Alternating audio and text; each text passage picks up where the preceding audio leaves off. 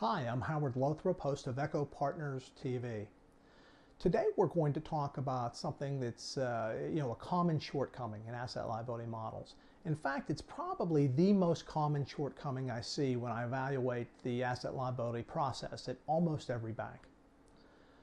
And that is the lack of a timely, detailed, and accurate independent third-party model validation opinion.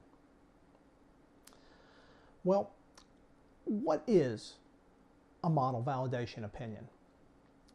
Model validation is one of three components required by the regulatory standard for you to demonstrate the quality of your asset liability model and process. Model validation talks about testing and benchmarking the mathematical algorithms within the model themselves. Because of course, if the model doesn't perform calculations accurately, you pretty much have no hope of a high quality result, and you might not know this, and it could lead you to make poor decisions. Oftentimes what we find is that a vendor may have provided a validation opinion. It might not be independent, it might not be a third-party opinion, and almost always it's out of date.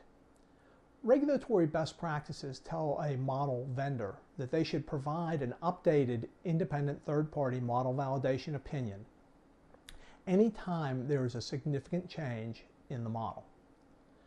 And I don't know about you, but as I've looked at asset liability management over the past few years and have seen all the regulatory changes that have come down the pike and look at the upcoming changes, I would have to conclude that that means I should get a new up-to-date third-party independent model validation opinion from my vendor at least once a year. This is most easily obtained when it's renewal time, because that vendor wants to keep you happy. Right? Even between periods, though, this should be a requirement for any model vendor. If they don't have it, just send them the regulatory guidance. I'll be glad to give it to you as a citation and tell them you need it. It is the number one thing that we find lacking in asset liability process. And it also is one of the best things you can have when that regulator comes calling at the beginning of your interest rate risk exam. Reach in the file, pull out the up-to-date, timely, third-party independent model validation opinion, give it to your regulator, and it's a step in the right direction, and it's one more item crossed off your regulatory to-do list. Thanks very much. Look forward to seeing you on the next episode.